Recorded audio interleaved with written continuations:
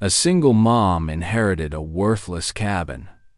But the moment her German Shepherd started digging under the floorboards, everything changed.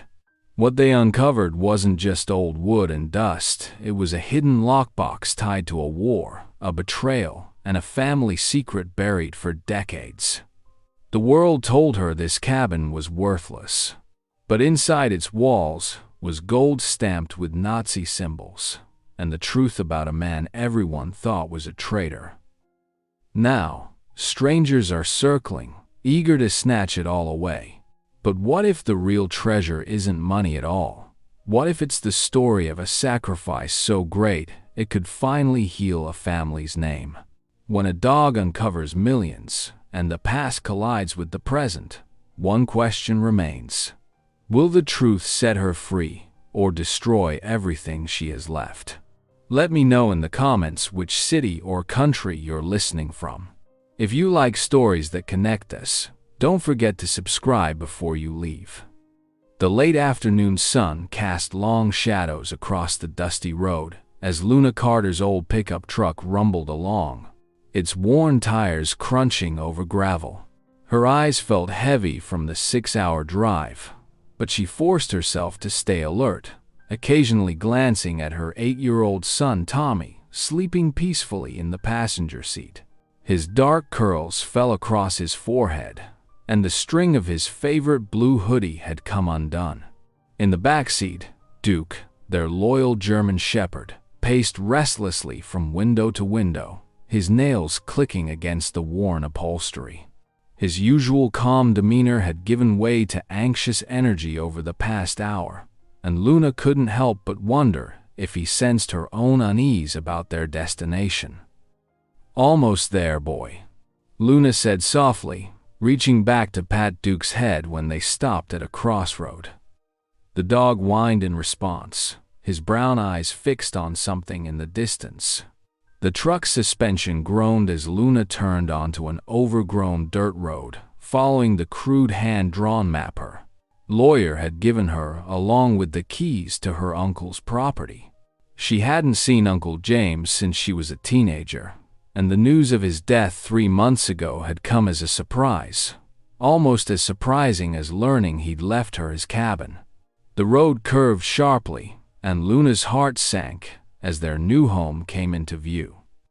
The cabin stood alone in a clearing, surrounded by dry, yellow fields that stretched toward distant pine forests. It was smaller than she remembered from her childhood visits, and time had not been kind to it. "Tommy," she said gently, touching her son's shoulder. "Wake up, honey, we're here." Tommy stirred, rubbing his eyes with small fists. "Already?" He blinked, taking in their surroundings through the windshield. His expression fell. "Mom, that's not really it, is it?"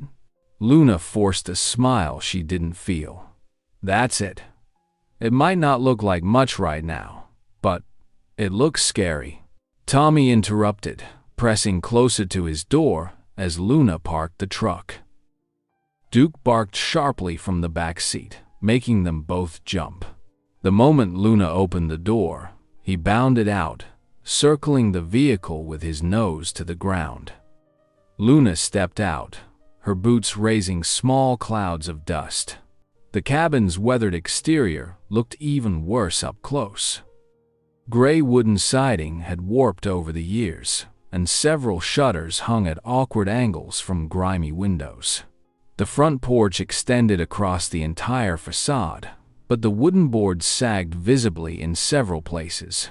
Taking a deep breath, Luna walked toward the steps, testing each one carefully before putting her full weight down. The wood creaked ominously beneath her feet. Behind her, Tommy remained in the truck, watching with wide eyes.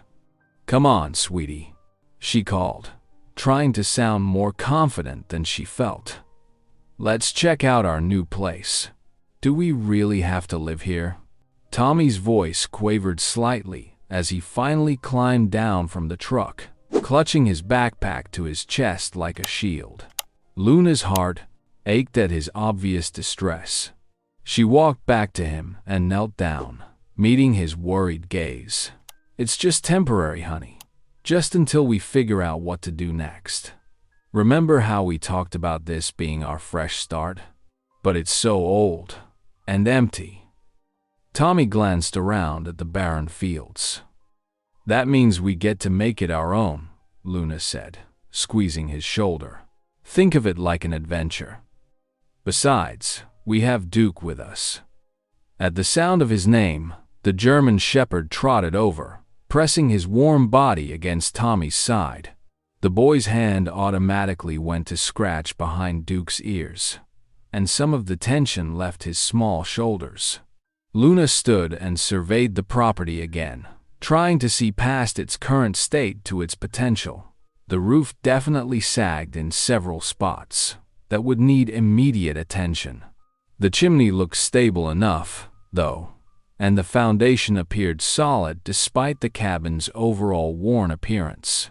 They spent the next hour unloading the truck, carrying in the essential supplies they'd brought: sleeping bags, battery-powered lanterns, their clothes, and some basic cooking equipment.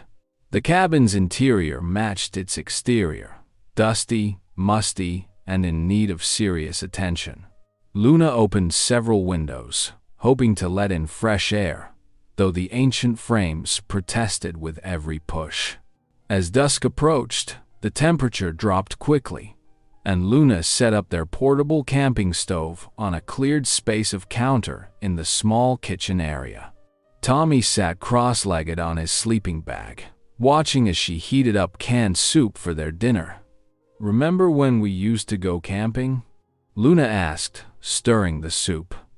"This is kind of like that, right?" Tommy nodded slowly, though his expression remained uncertain.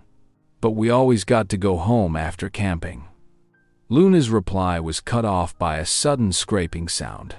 Duke, who had been investigating every corner of the cabin, was now scratching intensely at the floorboards near the old stone hearth. His ears were pressed flat against his head, and a low growl rumbled in his chest. "Duke?" Luna called, her voice shakier than she intended. "Come here, boy." The German shepherd ignored her, continuing to scratch while growling with increasing intensity. The sound echoed in the dim cabin, making the hair on Luna's arms stand up. Tommy scrambled to his feet, moving closer to his mother. "What's wrong with him?" Tommy whispered, clutching Luna's sleeve. "He probably just smells a mouse or something," Luna said, though she didn't believe it herself. Duke was usually such a well-behaved dog. This behavior was completely out of character. The soup began to bubble on the stove, but Luna couldn't take her eyes off Duke. The dog's persistent scratching and growling filled the cabin with an ominous energy that made her wish they were anywhere else. As darkness gathered outside the grimy windows, Luna couldn't shake the feeling that coming here might have been a terrible mistake. Pale morning light filtered through the dusty windows of the cabin, casting long shadows across the worn floorboards.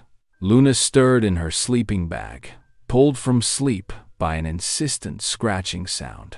Her eyes fluttered open to find Duke exactly where he'd been the night before, pawing determinedly at the floor near the fireplace.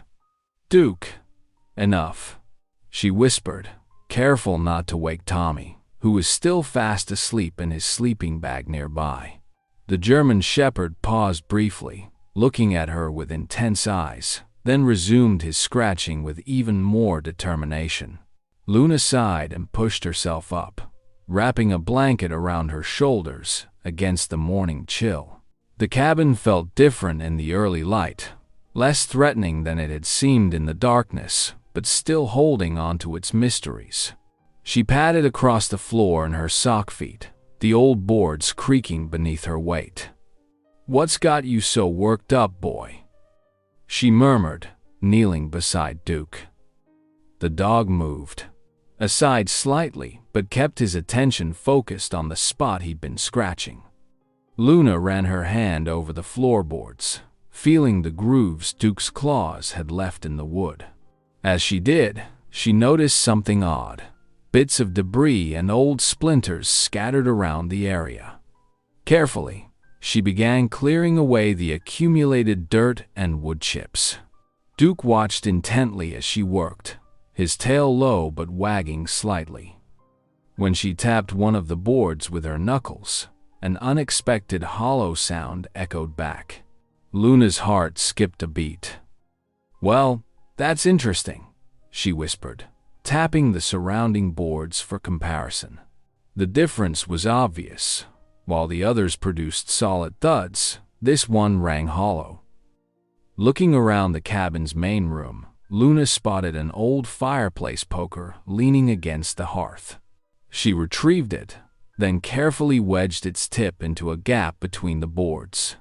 Her hands trembled slightly as she applied pressure, worried about damaging the floor but too curious to stop. The board resisted at first, then suddenly gave way with a loud crack that made Luna wince. She glanced quickly at Tommy, but he only shifted in his sleep, undisturbed. With renewed care, she worked the board free, revealing a dark cavity beneath. Duke's nose immediately went to the opening, sniffing eagerly. Luna had to gently push him aside to peer in herself. In the dim light, she could make out something metallic, a box, rusted with age, but still intact. Her heart pounding, Luna reached into the cavity. The lockbox was heavier than she expected, and covered in a thick layer of dust. She lifted it out carefully, setting it on the floor between herself and Duke, who watched with unwavering attention. The box's latch was corroded but not locked. Luna held her breath as she worked it open, the hinges protesting with a quiet squeal. Inside, protected from the elements, lay a collection of items that made her gasp softly. On top were several photographs, their edges worn, but the images still clear despite their age. Below these were carefully folded letters, the paper yellowed but intact. And beneath it all, Luna found what appeared to be a map, hand-drawn with peculiar markings she didn't recognize. With trembling fingers, she lifted out the photographs first. The initial images showed various scenes of military life. Young men in uniform, camps set up in foreign locations, vehicles decorated with military insignia. But it was the last photo that made Luna's blood run cold. There, in black and white, stood her uncle, decades younger but unmistakable in his military uniform. He wasn't alone. Several other men stood with him, their expressions serious as they gazed at the camera. Luna had never seen this photograph before, had never even known these other men existed in her uncle's life. Something about their poses, the way they stood together, suggested more than just casual military companions. They carried themselves with a shared purpose, a secret weight visible even across the decades captured in the faded photograph. A low growl from Duke broke through her thoughts. The German shepherd had moved away from her side and now stood facing the fireplace, his ears forward and alert, body tense. The morning light seemed to dim as clouds passed outside, and Luna felt a chill that had nothing to do with the cabin's temperature. She stared at the photograph again, trying to understand what she was seeing. Her uncle, the man who had left her this cabin, who had lived here alone for so many years, stood frozen in time with these strangers, all of them carrying the weight of World War II on their young shoulders. What secrets had they shared? What had brought them together? And why had her uncle never spoken of them? Duke's growl deepened, his attention still fixed on the fireplace, and Luna felt the hair on the back of her neck stand up. The morning's discovery had opened up more questions than answers, and somehow, she knew this was just the beginning. The cabin creaked around them as the day warmed, but Luna barely noticed. her attention caught between the mysterious photograph in her hands and her dog's unwavering vigilance at the fireplace. Through it all, Tommy slept on, unaware of the mysteries that had begun to unfold in their temporary home. The afternoon sun hung high in the cloudless sky as Luna's pickup truck rumbled down the winding road toward the small town of Cedar Grove. Tommy sat beside her, nose pressed against the window, while the mysterious documents from the lockbox lay carefully wrapped in a cloth on the seat between them. "Can we get ice cream while we're in town?" Tommy asked, his eyes lighting up at the sight of the first buildings appearing through the trees. Luna smiled, grateful for her son's ability to find joy in simple things despite their uncertain situation. "We'll see, honey. First, we need to get some groceries and stop by the library. I want to see if we can find out anything about these papers we found." The town's main street was exactly what you'd expect in a small mountain community. A handful of family-owned stores, a diner with a neon open sign flickering in the window, and an old brick library that looked like it hadn't changed since the 1950s. After a quick stop at the grocery store for essentials, Luna parked in front of the library. The building's worn stone steps creaked under their feet as they climbed to the heavy wooden doors. Inside, the air smelled of old books and furniture polish, and the afternoon light streamed through tall windows, creating dusty beams that cut through the quiet space. "Good afternoon," a librarian called softly from behind the front desk. "Can I help you find anything?" Luna approached, the wrapped documents tucked under her arm. "Yes, actually. I'm looking for information about World War II, specifically about this area during that time. And maybe someone who might know about military insignias?" The librarian's face brightened. "Oh, you'll want to talk to Ethan Walker.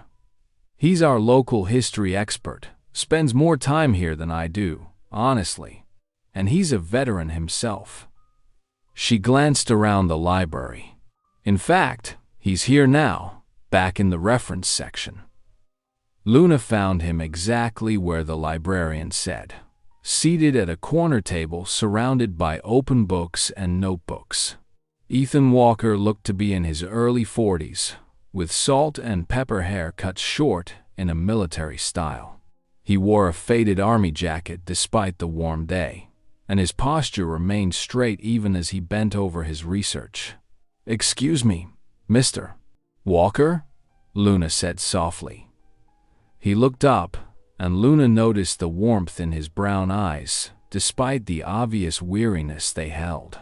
"Just Ethan, please," he said, standing to greet them. His handshake was firm but gentle. "I'm Luna Carter, and this is my son Tommy. We were told you might be able to help us with something." She carefully unwrapped the documents on a clear space on the table.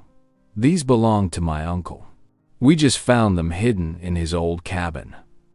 Ethan's expression changed the moment he saw the photographs, becoming more focused, almost intense. He pulled a small magnifying glass from his jacket pocket and leaned in to examine the insignias on the uniforms. "May I?" he asked, reaching for one of the photos. Luna nodded, and he held it carefully by the edges. "These aren't just regular military unit patches. See this symbol here?" He pointed to a small marking on one soldier's collar. "This indicates involvement with displaced persons operations, refugee assistance during and after the war." Luna felt her throat tighten. "Refugees? My uncle never mentioned anything about that." "Many veterans didn't," Ethan said quietly. "The things they saw, the people they helped. Sometimes it was easier to keep it locked away." He paused, studying Luna's face. "There are letters too?" Luna hesitated. These were family documents, possibly, containing secrets her uncle had wanted to keep hidden. But something about Ethan's gentle manner and obvious knowledge made her want to trust him.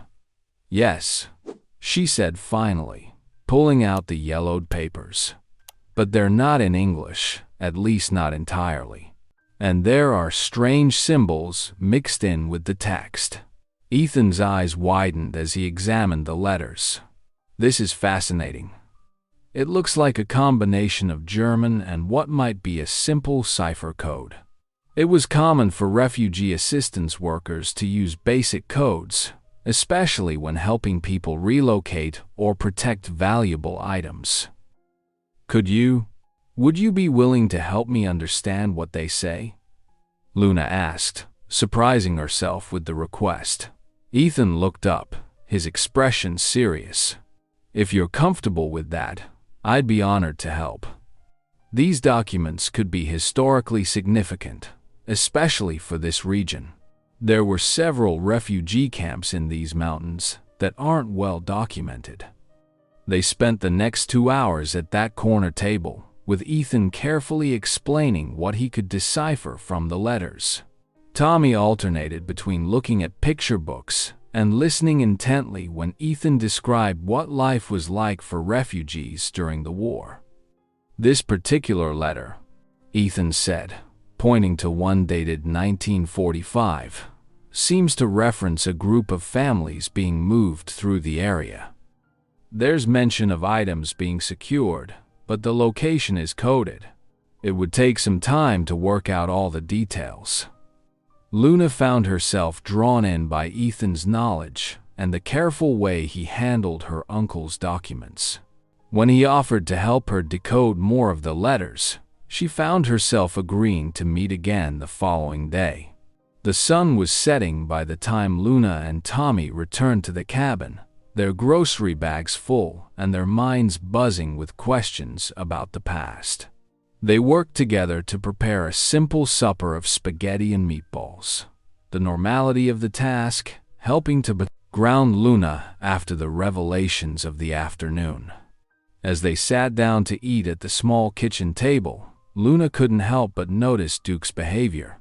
The German Shepherd hadn't settled in his usual spot near them, hoping for dropped bits of food.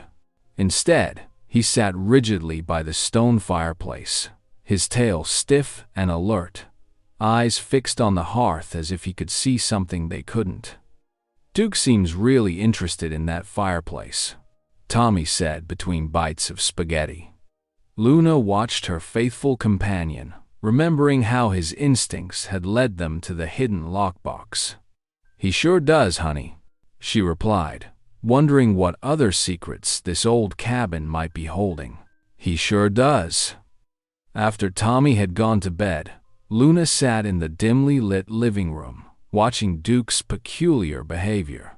The German Shepherd hadn't left his post by the fireplace all evening, occasionally whining and pawing at the stone surface. His persistence was impossible to ignore. "What is it, boy?" Luna whispered, moving to kneel beside him. Duke's tail wagged once, and he nudged a specific stone with his nose.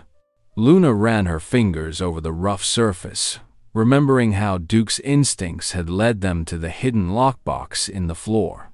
The stones were cool beneath her touch as she began tapping them one by one, listening carefully. Most produced a solid, dull sound, but when she reached the stone Duke had indicated, the difference was unmistakable. A hollow echo that made her heart skip. "Good boy," she murmured, examining the stone more closely. It looked identical to the others, but something about it felt loose. Luna worked her fingers around the edges, feeling for any gap. After several minutes of careful probing, she felt a slight give on one side. With trembling hands, she wiggled the stone back and forth until it finally came loose. Behind it was a dark cavity, and Luna had to use her phone's flashlight to see inside. There, wrapped in what looked like an old oilcloth, was a small, leather bag. Luna reached in and carefully extracted it, surprised by its weight. The leather was cracked with age, but had protected whatever was inside. As she untied the drawstring, her fingers brushed against something metal. Cold, round objects spilled into her palm, coins, gleaming dully in the low light. Her breath caught as she examined one more closely. It was heavy, definitely gold, and stamped with an unmistakable symbol that made her blood run cold. A Nazi insignia. Luna's hands began to shake as she counted them. 20 coins in total, each bearing the same haunting mark. "Oh God," she whispered, quickly returning them to the bag. Her mind raced with possibilities, none of them good. Had her uncle been involved in something illegal? Were these stolen? She thought about the refugee documents they'd found earlier, wondering if there was a connection. Sleep eluded her that night. She lay awake, the bag of coins hidden in her dresser drawer, her thoughts tumbling between worry and curiosity. As soon as morning light began to filter through the windows, Luna called Ethan. "I need you to come look at something," she said, trying to keep her voice steady. "We found something else in the cabin." Ethan arrived within the hour, looking alert despite the early morning hour. He wore the same careful expression she'd noticed at the library, though his eyes showed concern when he saw her tired face. "You look like you haven't slept," he said gently. Luna shook her head. "I couldn't. Not after." She retrieved the bag and placed it on the kitchen table between them. Duke found another hiding place. In the fireplace this time. Ethan opened the bag carefully, his experienced hands treating the contents with respect. When he saw the coins, his eyebrows rose, but he showed no shock or alarm. Instead, he pulled out his magnifying glass and began examining them methodically. "These are Reichsmarks," he explained, holding one up to the light. "Gold ones, minted in the late 1930s. They're real and they're valuable, both as gold and as historical artifacts." "Are they stolen?" Luna asked, voicing her biggest fear. "Did my uncle?" "Not necessarily," Ethan interrupted, his voice gentle but firm. "Remember those documents we found about helping refugees? During and after the war, many Jewish families and others fleeing the Nazis converted their assets to gold. Aid workers sometimes helped protect these valuables until families could be safely relocated." Luna sank into a chair, relief washing over her. "So my uncle might have been helping people, not stealing?" "Based on everything we've found so far, I'd say that's exactly what he was doing," Ethan confirmed. "These coins would have been a significant amount of wealth for a refugee family. Your uncle may have been safeguarding them." Luna picked up one of the coins, feeling its weight in her palm. The morning sun caught the gold surface, making it glow warmly despite its dark history. She looked around the cabin, at its worn floors, sagging roof, and weathered walls, seeing it with new eyes. This place she'd thought worthless might be full of precious secrets, not just in monetary value, but in historical significance. "What have we found?" she whispered to Duke, who sat alertly beside her chair, his tail gently wagging. The German shepherd tilted his head, his intelligent eyes fixed on her face, as if he understood the magnitude of their discovery. Steam rose from 2 coffee mugs on the weathered kitchen table as morning sunlight streamed through the cabin's dusty windows. Ethan Walker sat hunched over, his reading glasses perched on his nose as he carefully studied the documents and coins spread before him. Luna watched him intently, noting how his weathered fingers traced the lines on the old map with practiced care. "These markings aren't random," Ethan murmured, reaching for his coffee without taking his eyes off the papers. "See these small crosses?" And the way they're positioned relative to these landmarks? He pointed to several spots marked with faded ink. Luna leaned closer, her own coffee forgotten. They look like they're forming some kind of pattern around the property. Exactly. Ethan pulled out a more recent survey map of the land from his folder. If we overlay these, I think your uncle marked specific locations. Possible hiding spots, like the one in the fireplace. Luna's heart quickened. You think there's more hidden around here? Only one way to find out, Ethan said, standing up. We should start with this mark here. It's closest to the cabin, near what looks like an old well. They spent the next few hours searching the grounds, with Duke trotting alongside them. The summer sun beat down mercilessly as they checked each location marked on the map. The old well proved empty, as did a hollow tree trunk that matched another marking. Wait, Luna called out as they approached a cluster of stones near the property's edge. There's something different about these rocks. She knelt down, brushing away years of accumulated dirt and leaves. One stone shifted slightly under her touch. Ethan joined her, helping to move the loose rock. Beneath it lay a small metal box, badly corroded but intact. Luna's hands trembled as she pried it open, revealing a tarnished silver locket. It's beautiful, she whispered, carefully opening the delicate clasp. Inside was a tiny photograph of a young girl, and on the back, engraved initials, S.R. This must have belonged to one of the refugees, Ethan said softly. Your uncle was helping them hide their valuables.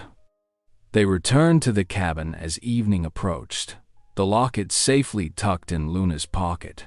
As they sat at the kitchen table again, Ethan's expression grew serious. Luna, there's something you should know about your uncle, he began, his voice gentle but firm. I've been doing some research since we found those coins. During the war there were accusations, serious ones. People claimed he was harboring stolen war gold. Luna felt her stomach drop. What kind of accusations? Some locals suspected he was profiting from the war, hiding Nazi gold. His reputation suffered badly. But now, seeing these documents, finding this locket, Ethan shook his head. I think he was doing something very different.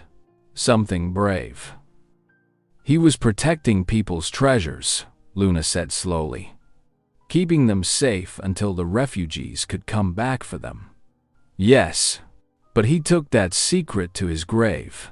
He never defended himself against the accusations, never explained why he suddenly had access to valuable items during the war years. Ethan's eyes were sympathetic. He chose to let his name be stained rather than risk exposing the people he was trying to protect. Night fell, and after Ethan left, Luna lay on her cot in the cabin's main room. Duke's steady breathing from his spot by the door provided little comfort as her mind raced. The weight of her uncle's secret pressed down on her like a physical thing. She stared at the ceiling, watching shadows from passing clouds move across it. Part of her wanted to pack up and leave, to escape the responsibility of this discovery. What if there were people still looking for these treasures? What if bringing this truth to light caused more problems than it solved? But another part of her, growing stronger by the minute, knew she couldn't walk away. Her uncle had sacrificed his reputation to protect others. She owed it to his memory to uncover the full truth, to clear his name. The question was, how deep did this mystery go, and what would it cost to unravel it? Luna clutched the locket in her hand, its metal warm from her touch. Duke shifted in his sleep, whimpering softly, and Luna lay awake, torn between fear of what they might uncover and determination to see this through to the end. The morning sun cast long shadows across Main Street, as Luna and Ethan pulled up to a small, white house with bright blue shutters. Window boxes overflowed with cheerful red geraniums, and a well-worn rocking chair swayed gently in the breeze on the front porch. "Are you sure about this?" Luna asked, glancing at Ethan as she turned off the engine. "Mrs. Peterson is well known in town. When I mentioned your uncle's name at the library yesterday, she immediately asked to speak with you." Ethan's voice was reassuring. "She's been here since before the war." They walked up the neat brick path, and before they could knock, the door opened. A small woman with silver hair and bright eyes stood before them, her face creased with gentle wrinkles that spoke of a lifetime of smiles. "I've been waiting for you," she said warmly. Come in, come in. I've just made fresh lemonade." The house smelled of lavender and fresh-baked cookies. Mrs. Peterson led them into a sunny sitting room where family photos covered every available surface. She poured them each a glass of lemonade, her hands slightly shaky but determined. "So," she said, settling into her armchair, "you're William Carter's niece." It wasn't a question. Her eyes studied Luna's face intently. "I see the family resemblance. You have his kind eyes." Luna leaned forward. "Did you know my uncle well?" Mrs. Peterson's expression grew distant. "Not directly, no, but my father."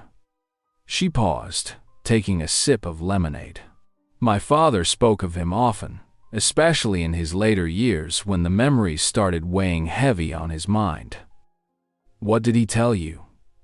Ethan asked gently. The elderly woman set down her glass carefully. "It was 1943. My father was helping coordinate some special arrangements in town. Private matters, you understand. One night, he came home soaking wet from the rain, shaking like a leaf. He told my mother he'd just spent 3 hours hiding in your uncle's barn while Nazi sympathizers searched the area." Luna's breath caught in her throat. "Mrs. Peterson continued, her voice growing stronger with each word. "Your uncle, he was part of a network. People helping people who needed to disappear for a while. My father said there was one case that haunted him the most. A little Jewish girl, couldn't have been more than 7 years old. She'd been smuggled across the ocean with nothing but a silver locket and the clothes on her back." Luna's hand instinctively went to her pocket where the found locket rested. Mrs. Peterson's eyes followed the movement, and she nodded slowly. "Your uncle kept her hidden in that cabin for months, taught her English, helped her forget the horrors she'd seen, the gold and valuables people whispered about. They were tokens entrusted to him by refugees, things they couldn't carry but couldn't bear to leave behind. He promised to keep them safe until the war was over." Tears welled in Luna's eyes. "What happened to the little girl?" Mrs. Peterson shook her head sadly. "She disappeared after the war ended. Like many others, some found their families, some started new lives with new names. They couldn't risk their past catching up to them. Your uncle understood that. He never spoke about any of it, never defended himself against the rumors, just carried on, quiet and dignified, protecting their secrets until the day he died." The elderly woman stood slowly and walked to an old secretary desk in the corner. From a drawer, she pulled out a yellowed envelope. "My father left me this, made me promise to keep it safe until the right time came." She handed it to Luna. "I think that time is now." Luna opened the envelope with trembling fingers. Inside was a faded photograph showing a group of people standing in front of a barn. She recognized her uncle, much younger, standing beside a small girl wearing a familiar silver locket. "He wasn't a thief," Luna whispered. tears falling freely now. He was protecting them all. Yes, Mrs. Peterson said softly, and he protected their secrets at the cost of his own reputation. That's the kind of man your uncle was.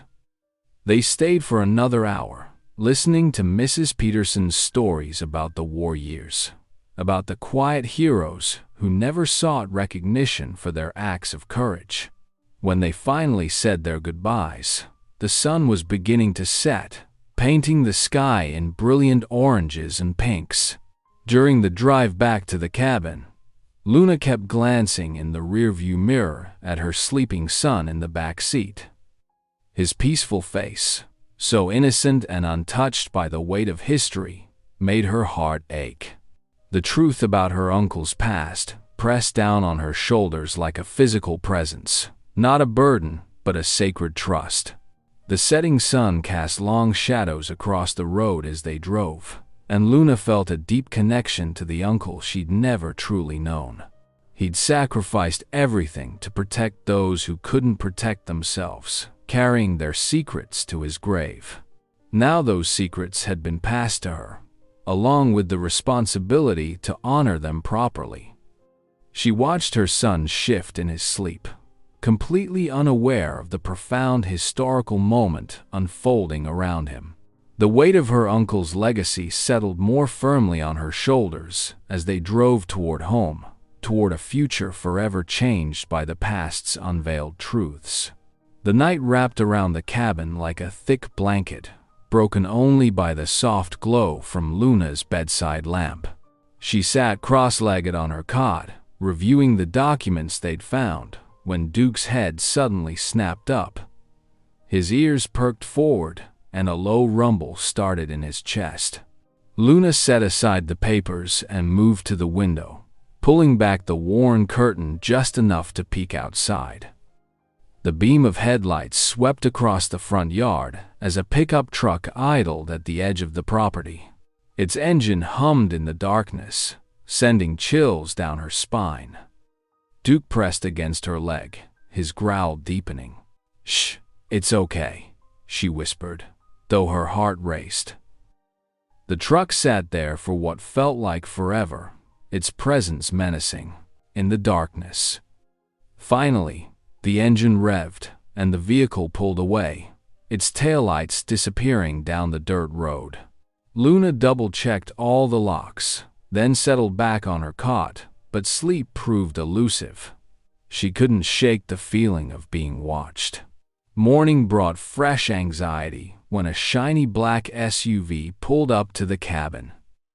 Two men in expensive suits stepped out, looking completely out of place against the rural backdrop. Luna watched from the kitchen window as they approached, their shoes gathering dust from the yard. When they knocked, Duke positioned himself between Luna and the door before she opened it. "Good morning, Miss Carter," the taller man said, flashing a too bright smile. "I'm Richard Morton, and this is my associate, James Webb. We represent Pinnacle Development Corporation." Luna kept the screen door closed between them. "Can I help you?" "We're interested in purchasing this property," Morton said, pulling out a leather portfolio. "We've been acquiring land in this area for a new development project. Your uncle's cabin is in a prime location." "It's not for sale," Luna replied firmly. Webb stepped forward, his smile not reaching his eyes. "We're prepared to offer you $300,000. That's more than triple the market value." Luna's stomach tightened. The amount was staggering for a rundown cabin and few acres. But something felt off about their eagerness. "As I said, it's not for sale," she repeated. Morton's friendly demeanor slipped slightly. "Miss Carter, be reasonable. This is a very generous offer for a property in this condition. You could buy a proper house in town, give your son a better life." The mention of her son made Duke's hackles rise. "I'll have to ask you to leave," Luna said, her voice steady despite her unease. "At least take our card," Webb insisted, pushing a business card through the screen door's mesh. Think it over. This offer won't last forever. Luna watched them drive away, their SUV kicking up dust. She called Ethan immediately. He arrived within the hour, his face grave when she told him about both the nighttime visitor and the morning's offer. Word must have gotten out about the coins, he said, pacing the kitchen. Small towns talk, and something this big, people notice strangers asking questions. But how would they know what we found? Luna asked. Ethan ran a hand through his hair. Could be anything. Someone saw us searching the property, heard us asking about your uncle in town. These developers might not know exactly what's here, but they're suspicious enough to make that offer. What should I do? Be careful, he warned. If there's more hidden here like your uncle suggested, it could be worth a fortune. But it's not just about the money. These items could be important historical artifacts. They might belong to families who lost everything in the war. Luna nodded, thinking about the little girl with the locket. I need to find out the truth about what my uncle was protecting. They spent the afternoon reviewing the documents again, looking for any clues they might have missed. As evening approached, Ethan headed home, promising to do more research about Pinnacle Development. After a simple supper of spaghetti with her son, Luna decided to check on the lockbox. She kept it hidden under a loose floorboard in her bedroom, wrapped in an old blanket. As she pulled it out, her heart stopped. The keyhole was scratched and marred. Someone had tried to force it open while they were gone.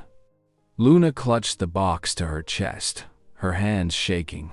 At that moment, Duke's growl filled the cabin, his attention fixed on the front door. The day's events clicked into place like puzzle pieces, forming a disturbing picture. Someone knew about their discovery, and they weren't going to take no for an answer. Luna jolted awake to Duke's deep, threatening barks echoing through the cabin. Her heart hammered against her ribs as she sat up in her cot, the worn blanket falling to her waist. This wasn't Duke's normal alert bark. This was different, urgent, and aggressive. "Duke?" she called out, her voice trembling in the darkness. The German shepherd's barking grew more intense, accompanied by the sound of his nails scratching frantically at the front door. Luna fumbled for her phone, using its light to guide her through the dark cabin. Her son stirred in his sleeping bag but didn't wake. As she approached the front of the cabin, a cold breeze hit her face. The door stood slightly ajar, moonlight spilling through the gap. Luna's blood ran cold. She distinctly remembered double-checking the locks before bed. No, she whispered, rushing to her bedroom. She dropped to her knees, prying up the loose floorboard with trembling fingers. The space beneath was empty. The lockbox containing all her uncle's documents, the photos, the map, everything was gone. Duke's barking suddenly shifted direction, moving outside. Luna ran to the front door just in time to see a dark figure sprinting across the moonlit field, Duke in hot pursuit. "Duke, wait!" she cried out. But her faithful companion was already charging after the thief, determination in every bound. Luna grabbed her flashlight from the entry table and rushed out into the night. The tall grass whipped against her legs as she ran, her bare feet collecting dew and dirt. The beam of her flashlight bounced wildly across the field, catching glimpses of Duke's tail and the shadowy figure ahead.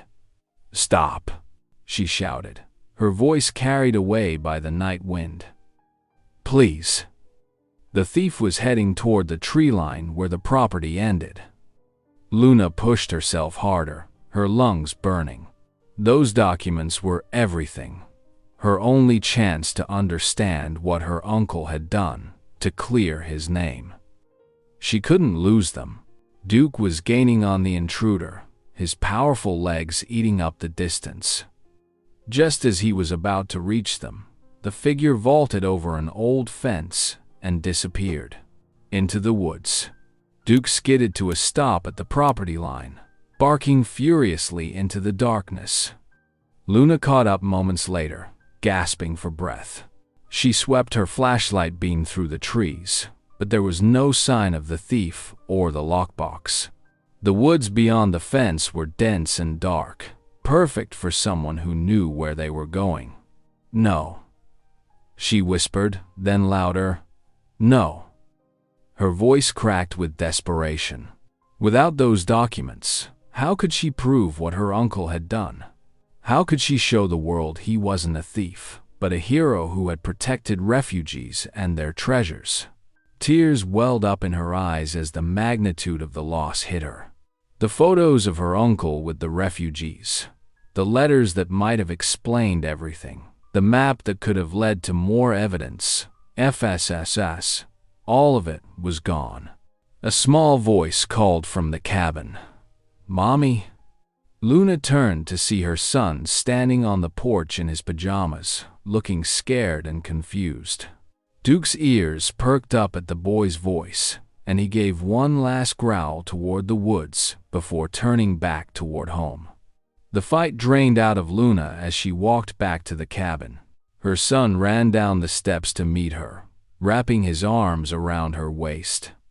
She held him close, feeling his small body trembling slightly. "What happened?" he asked, his voice muffled against her shirt. "Someone took something important from us," Luna explained softly, running her fingers through his hair. "But we're okay. That's what matters most." They sank down onto the porch steps together, her son curled against her side. Duke settled at their feet, his body still tense, panting from the chase. His eyes remained fixed on the darkness beyond the field, as if daring the thief to return. Luna pulled her son closer, feeling simultaneously defeated and grateful. The documents were gone, but her family was safe. As she sat there in the quiet night, watching the moon cast shadows across the field, she wondered if her uncle had ever felt this same mix of despair and determination. Had he sat on these very steps, making impossible choices in the dark? The first rays of sunlight crept over the horizon, painting the sky in soft pinks and oranges. Luna stood on the cabin's porch, her arms wrapped tightly around herself against the morning chill. Beside her, Ethan surveyed the dewy grass with experienced eyes, looking for any signs of the previous night's intruder. "The grass is still matted down here," Ethan pointed, crouching to examine the trail. Whoever it was knew exactly where they were going. Duke paced restlessly at the bottom of the porch steps, his nose working overtime as he caught familiar scents from the night before. His ears perked forward suddenly, and he let out a low whine. "What is it, boy?" Luna asked, recognizing the change in his behavior. Without warning, Duke took off toward the ridge that rose behind the cabin, his powerful legs carrying him swiftly through the tall grass. "Come on," Ethan said, already moving to follow. "Duke's got something." Luna hurried after them, her shoes quickly becoming soaked from the morning dew. The German Shepherd led them along a winding path through the underbrush, occasionally stopping to ensure they were following. The ridge grew steeper as they climbed, making the pursuit more challenging. "Look here," Ethan called out, pointing to a clear footprint in a patch of soft earth. Size 11 boot, fairly new tread pattern. This wasn't some random trespasser. They came prepared. Luna's heart pounded as they continued upward. Duke's pace quickened, and his tail began to wag with purpose. As they crested a small rise, they heard movement ahead, the sound of someone trying to move quietly through the brush. Duke barked once, sharp and clear, and a figure ahead of them froze. In the growing morning light, Luna could make out a man's silhouette, clutching something rectangular to his chest, the lockbox. "Stop right there," Ethan called out, his voice carrying authority from his military days. The figure turned slowly, and Luna gasped as recognition dawned.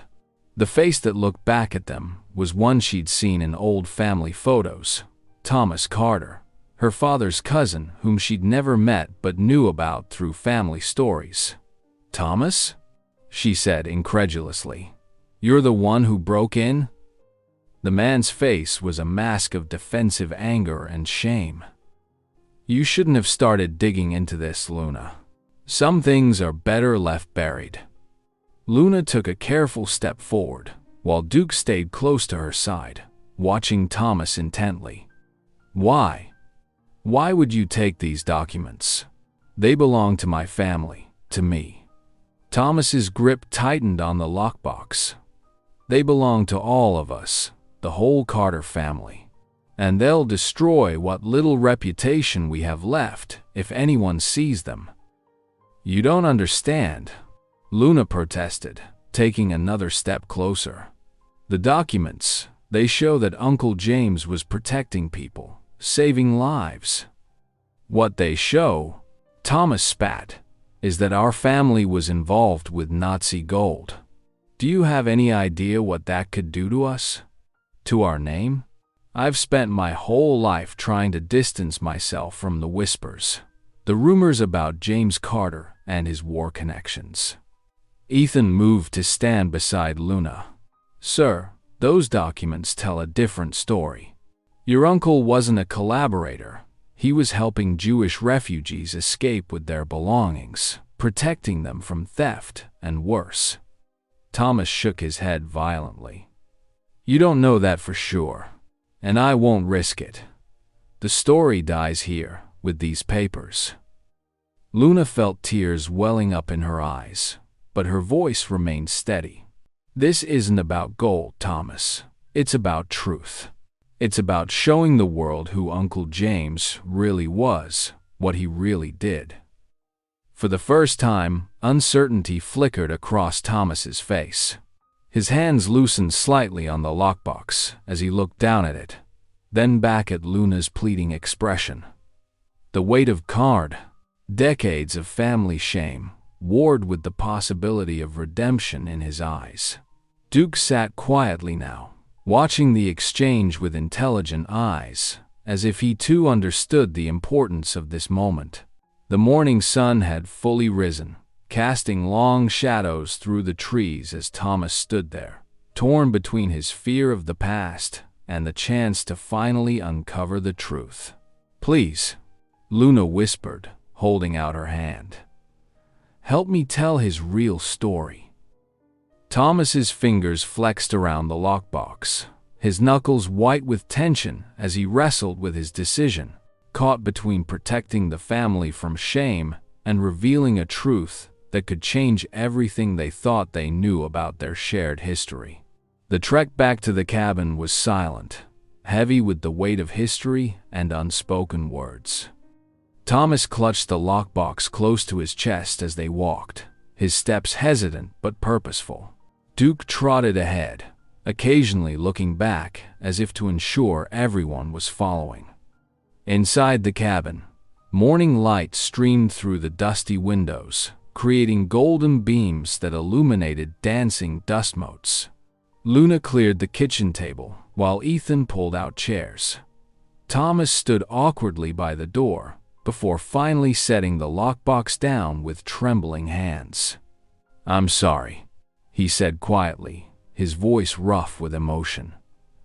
"I thought I was protecting us all." Luna opened the box carefully, spreading the contents across the wooden table surface. Yellowed letters, dog-eared photographs, and a leather-bound diary emerged. Thomas sank into a chair, his shoulders slumped as if the fight had finally left him. "Let's start with the diary," Ethan suggested gently, picking up the worn leather book. "Sometimes these personal accounts tell us the most."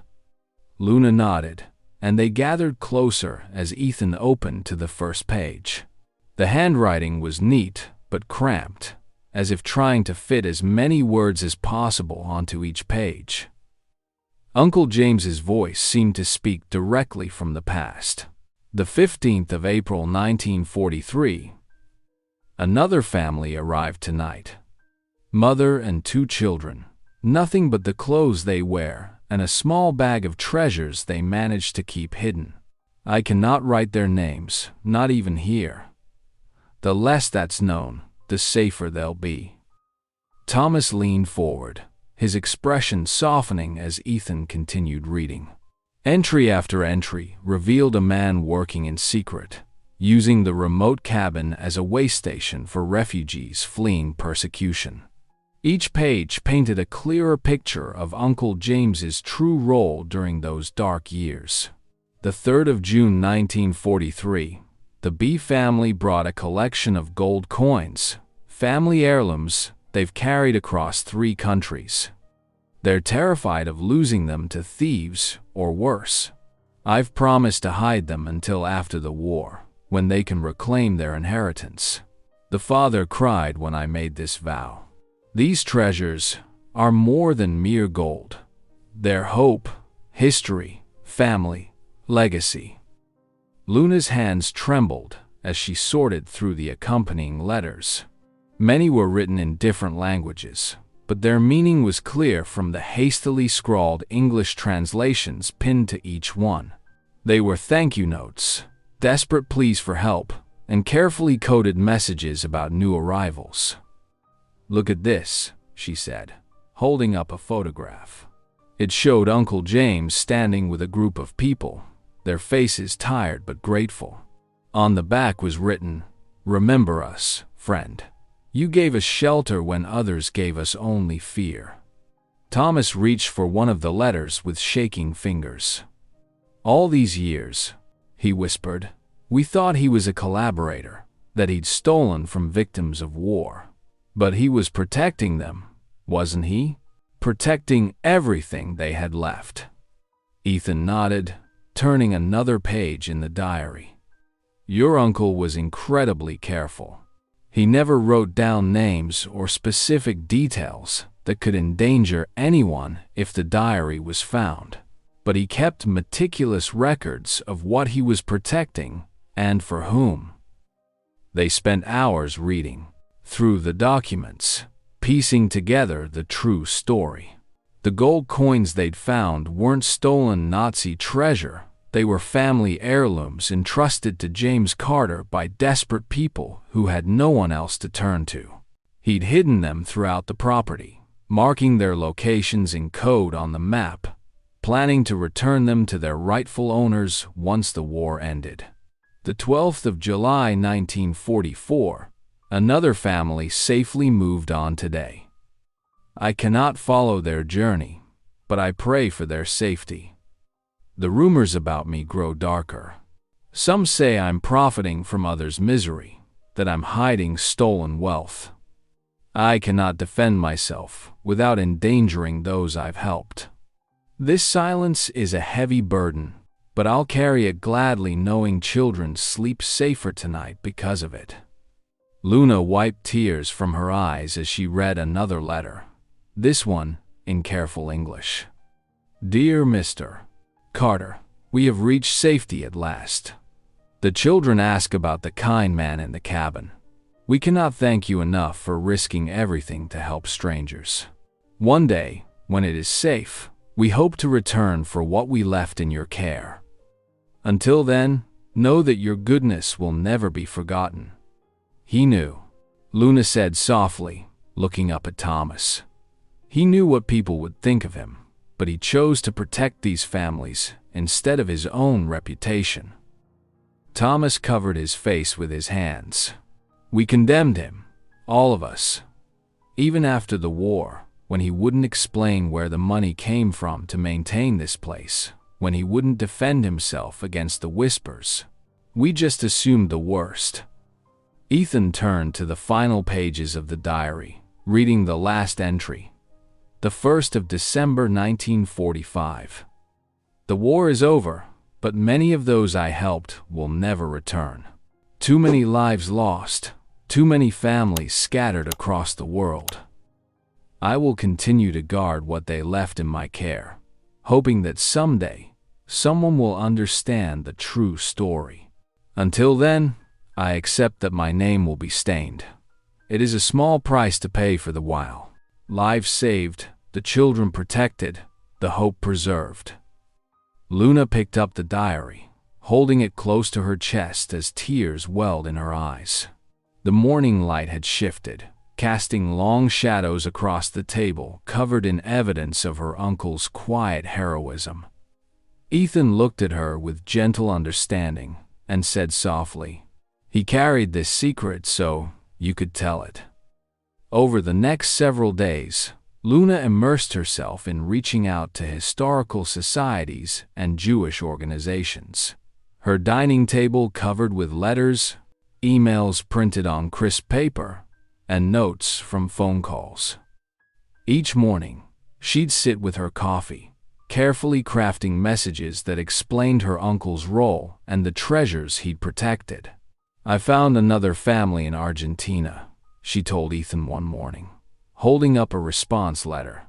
"They lost track of their grandparents during the war, but the initials on one of the lockets matched their family name. They've sent photos that match the ones in Uncle James's records." Ethan leaned over to examine the black and white photograph she held. "The resemblance is remarkable," he said softly. "Look at the eyes. Same shape across 3 generations." Luna's son played with Duke in the yard as she and Ethan carefully cataloged each item, photographing and documenting everything before preparing it for return. The process was slow, methodical, and deeply moving. Each piece they handled carried its own story of survival and hope. One afternoon, while organizing another set of documents, Luna discovered an envelope she hadn't noticed before. Inside was a letter from her uncle's lawyer, dated just months before his death. Her hands shook as she read it. "Ethan," she called out, her voice trembling. "Look at this. Uncle James, he set up a trust. All this time, there was a legal trust in my name." She scanned the details, her eyes widening. The cabin, the land, and there's more. He left investment accounts, insurance policies. All of it carefully, managed for years. Ethan moved closer, reading over her shoulder. "He was planning for your future all along," he said quietly, "making sure you and your son would be taken care of." Luna sank into a kitchen chair, overwhelmed. The financial security she'd been desperately seeking had been here all along, wrapped in her uncle's final act of protection. It wasn't just money, it was freedom, stability, a chance to rebuild. "We won't have to leave," she whispered, looking around the cabin with new eyes. "We can stay, make this place what it should be." That evening, as her son did homework at the kitchen table, Luna and Ethan spread out architectural drawings and renovation plans. The cabin's bones were strong, despite its weathered appearance, and with proper restoration, it could become both a home and something more. "We could create a small museum space here," Ethan suggested, pointing to what had been the front parlor. "Display copies of the documents, photographs, tell the story of what happened here." Luna nodded enthusiastically. "And the garden. We could restore it, make it a peaceful place for reflection. Maybe add benches, plant flowers." Her voice trailed off as she imagined the possibilities. They worked late into the night, drafting plans and making lists.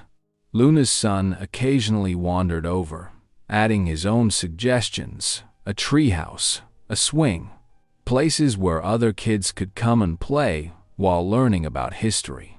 The next morning, Luna called a local contractor recommended by Ethan. As they walked through the cabin, the contractor confirmed what they'd hoped. I won. The The structure was fundamentally sound. Restoration would take time and care, but it was entirely possible.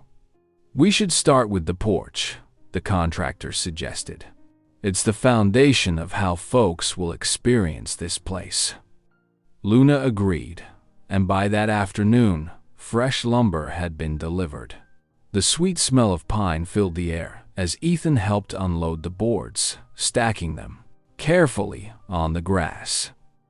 As twilight approached, Luna stood on the old porch, watching the sun paint the sky in soft purples and oranges. Her son had fallen asleep on the window seat inside, Duke faithfully curled at his feet. Ethan appeared beside her, holding 2 hammers and a handful of nails. "Ready to start?" he asked, offering her a hammer. Luna took it, feeling its weight in her hand. Together, they removed one of the old, weathered boards from the porch. Beneath it, they could see the solid foundation her uncle had built so many years ago. Ethan held the new plank in place while Luna positioned her hammer. The first strike rang out clear and true in the evening air. Each blow that followed felt like a promise to honor the past, to build for the future, to create something meaningful from the legacy she'd inherited. As they worked together in the fading light, the new board gradually became secure, gleaming pale against the weathered gray of the old porch. It was just one plank, but it represented so much more: a fresh beginning, a new chapter, a way to carry forward her uncle's spirit of protection and hope. The late summer breeze carried the scent of fresh paint and newly cut grass as Luna stood in the doorway of the transformed cabin. 6 weeks of dedicated work had turned the once decrepit structure into something beautiful. The weathered gray boards now gleamed with warm cedar stain, and window boxes overflowed with bright geraniums. A neat gravel path, lined with native wildflowers, led visitors from the parking area to the wraparound porch. Inside, the main room had been carefully divided. One half remained a cozy living space, with comfortable furniture arranged around the historic fireplace. The other half had become a small but dignified memorial room, where glass cases displayed photographs, letters, and carefully preserved artifacts that told the story of her uncle's courage during World War II. Luna's son Tommy darted past her, excitement evident in his voice. "Mom, the first car just turned onto our road." She smoothed her sundress, feeling a flutter of nervous anticipation. Today marked the official opening of the memorial, and dozens of people from town were expected to attend. Even more meaningful were the special guests, descendants of the refugees her uncle had helped save, who had traveled from across the country to be here. Duke sat alertly by the front steps, his tail wagging as vehicles began pulling up. Ethan emerged from the kitchen, carrying a tray of lemonade glasses to the refreshment table they'd set up on the porch. "Everything's ready," he assured her with a warm smile. "This is your uncle's moment, and yours." The first guests arrived, and soon the property was filled with conversation and movement. Luna watched in amazement as people explored the displays, reading the carefully crafted descriptions and studying the photographs. In the memorial room, an elderly woman touched a glass case with trembling fingers, tears in her eyes as she recognized her mother's locket, the very one they discovered buried on the property. "My mother told me stories about the kind man who helped them," she explained to those gathered around. "But we never knew his whole story until now. What he did, saving so many lives, protecting our family treasures. It was extraordinary." Tommy proudly led groups of visitors through the exhibits, repeating the stories Luna had shared with him. "This is where Duke first found the hidden box," he'd say, pointing to the spot near the hearth. "And see that stone in the fireplace? That's where the gold was hidden." The town librarian stood examining the architectural drawings displayed on one wall, showing the cabin's transformation. To think we all believed this place was worthless, she mused, when all along it held such precious history. As the afternoon progressed, Luna found herself drawn into countless conversations, each one reinforcing the importance of what they'd created here. The mayor spoke about including the cabin in historical tourism materials. A teacher asked about bringing school groups for educational visits. Ethan stayed close by, seamlessly stepping in to help explain technical details or historical context when needed. Luna couldn't help but marvel at how naturally they worked together now, their initial wariness having grown into deep trust and understanding. During a quiet moment, she found herself standing with him on the back porch, watching the sun sink lower in the sky. "I couldn't have done any of this without you," she said softly. "You helped me see the truth, when all I could see was a rundown cabin and a mystery." He turned to face her, his expression gentle. "You always had the courage to seek the truth. I just helped you find the path." His hand found hers, and she let their fingers intertwine, feeling the rightness of the moment. As evening approached, most visitors began to depart, leaving behind words of gratitude and promises to return.